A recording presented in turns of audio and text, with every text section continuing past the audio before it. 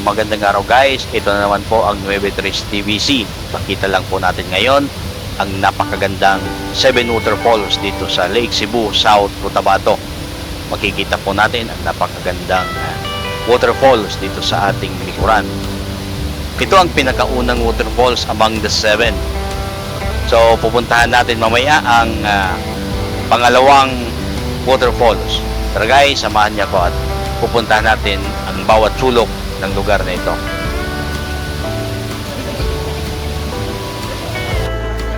Pagpasok natin guys dito sa bungad ng 7 waterfalls ng Lake Cebu, makikita kaagad natin ang zipline kung saan maraming nag-aabang dito, nakapila para makasakay ng zipline.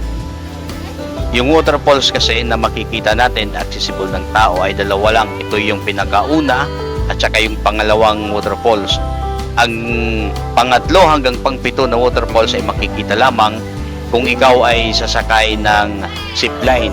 Kaya yung mga nagpupunta rito ay sumasakay talaga sila ng zipline para makita nila ang 5 waterfalls.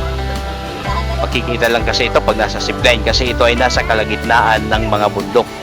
So mahirap mapuntahan kung lalakad lang. So ang very accessible ay ang first waterfalls at ang second waterfalls.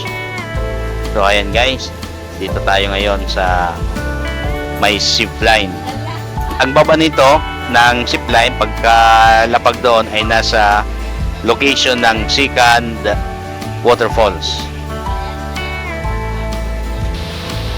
Ayan guys, makikita na po natin ang ilog na nagmula doon sa first waterfalls. Napakalakas ng kanyang current. So parang delikado siya kung maliligo dito, lalo na yung mga bata, sapagkat ang bagsak nito sa ibaba ay napakataas.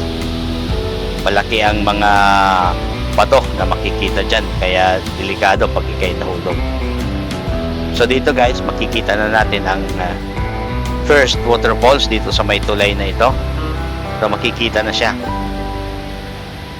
Napakaganda.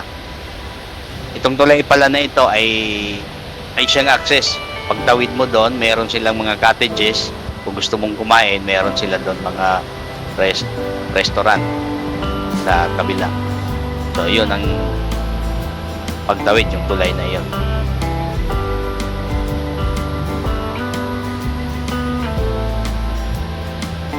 Ito guys, lalapit na po tayo dito sa first waterfalls.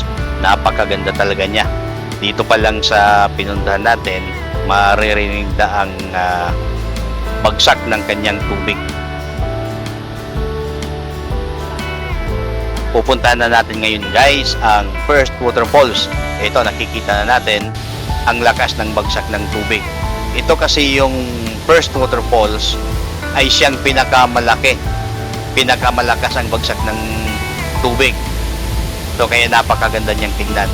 So ayan guys, makikita na po natin yung taas nitong waterfalls na ito. Napakasarap dito siguro maligo, kaya lang medyo malabo yung tubig dahil sa epekto ng pagbagsak ng tubig, kaya lumalabo siya. Nag-i-scour yung buhangin niya sa ilalim. Kaya yan guys, parang umuusok dahil sa lakas ng bagsak ng tubig. Napakaganda talaga dito. So kung pupunta kayo rito, hindi kayo magsisisi kung bakit nakarating kayo dito. Napaka-relaxing na lugar. Napakaganda, makaka-relax kayo dito. Saka pwede rin kayo ditong kumain. Meron silang restaurant dito na pwede kayo magpaluto. Yung tilapia dito napakasarap sapagkat presko, bagong huli. Lulutuin nila dito na bagong huli, buhay na buhay. Kaya napakasarap. So ayan guys, makikita natin dito sa may bandang tulay. Napakaganda talaga ng first waterfalls na ito. Ang location natin ngayon ay nasa tulay. Yung tulay na pinakita natin kanina, papuntang kabilang cottages kung saan mayroong mga restaurant na pwede tayong magpaluto ng sariwang tilapia.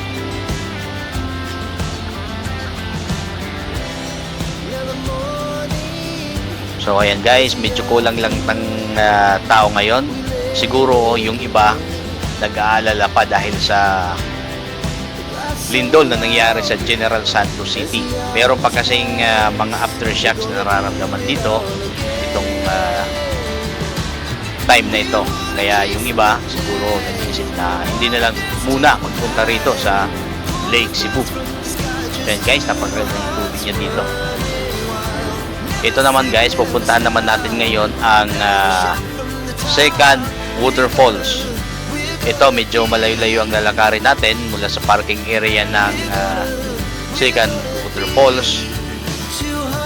Siguro nasa 5 minutes more or less ang lalakad natin, yung average na speed ng paglalakad ng tao.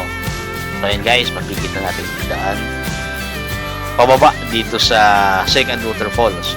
Yung parking area kasi is nasa taas, medyo mataas siya, kaya malayo-layo ang lalakarin. Ayan guys, nandito na po tayo sa second waterfalls. Makikita na po natin ang napakagandang waterfalls na ito. Itong second waterfalls ay ang pinakamataas sa kanilang pito. Itong pitong waterfalls kasi, dalawa lang ang makikita natin. Itong first waterfalls at saka itong second waterfalls. Itong second ay ang pinakamataas sa kanila. Kaya kung makikita natin yung tubig sa baba, parang umuusok na sa taas ng bagsak ng tubig niya. Yung third at saka 4th, 5th, 6th, at 7 waterfalls ay makikita lamang kapag ikay nagasakay sa zip line. Kaya so ito lang ang ipapakita natin sapagkat ito lang po ang accessible sa paglalakad. So ayan guys, napakaganda talaga. Maraming salamat sa panonood. Maraming salamat din sa sumusuporta sa ating YouTube channel. Yung hindi pa po nakasubscribe, pakipindot na lang po ng subscribe button para updated tayo sa ating susunod na mga videos. Maraming salamat po.